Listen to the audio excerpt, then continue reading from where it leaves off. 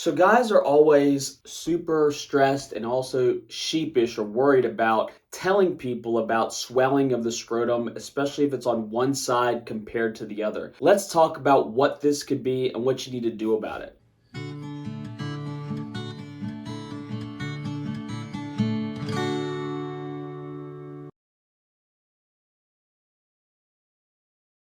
Hey guys, Dr. Segel here. So the question is, one side on my scrotum looks like it's a lemon and the other side looks completely normal. What could this be? Okay. And at the end, guys, I'll tell you when you really want to consider surgery for this type of swelling in the scrotum. So stay tuned for that information. So I'm going to go through the entities that typically cause this amount of swelling in the scrotum, and then I'll tell you what this is most likely and how we kind of diagnose it and treat it based on that information. So this is your testicle, right? And the scrotum houses the testicle. It's the area that's encasing the testicle itself.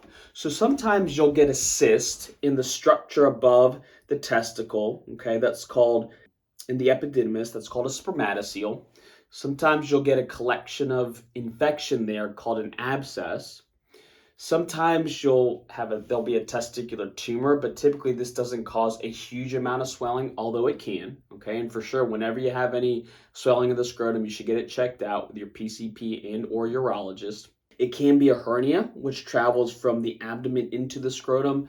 But what I want to talk to you about is a very common entity down there called a hydrocele, okay? A hydrocele is a collection of fluid around the testicle, and can cause a significant amount of swelling. In fact, sometimes it can look like a lemon, sometimes it can look like a grapefruit. It almost like if you put your hand on the testicle, you'll feel like this big round ball, okay, that has an ending towards the inguinal canal or an ending towards the groin, and that's typically a hydrocele.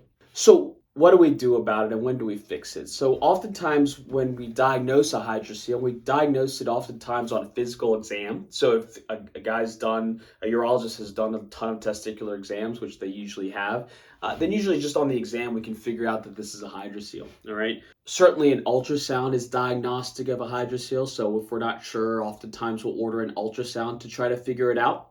There is another office test that's kind of an old-fashioned test that still works that we use for a hydrocele. It's called transillumination. So if you turn the lights out in a room and you take a flashlight and you put it behind the scrotum in this hydrocele, you can actually see the flashlight kind of emanate through the scrotum, and that just confirms that it's a fluid-filled structure, specifically a hydrocele. So these are all ways that we figure out that it is a hydrocele, okay? So people always ask me, Doc, can't you just stick a needle in it and get rid of that fluid and I'll be done? And we can, and that's something called aspiration. But the problem with aspiration is that when you pull that fluid out, almost certainly it's going to come back because you're not getting rid of that sac. You're not getting rid of that area that's encasing the fluid, right? So the treatment for it is surgery, all right? Now, the surgery is typically an outpatient procedure. Usually we can do it, depending on the size of the hydrocele, usually we can do it with an incision, something like that, maybe bigger if the hydrocele's bigger. We, what we call deliver the hydrocele into the operating field.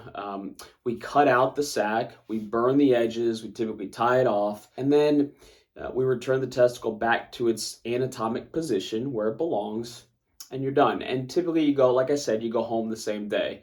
People want to know, well, what are the risks of doing this surgery? And certainly there's a risk of bleeding infection, always a chance that the hydrocele comes back, okay? Despite our best efforts, it can certainly come back, okay? There's always a chance of damage to any structures in the area, the testicle, the spermatic cord, although this is relatively uncommon.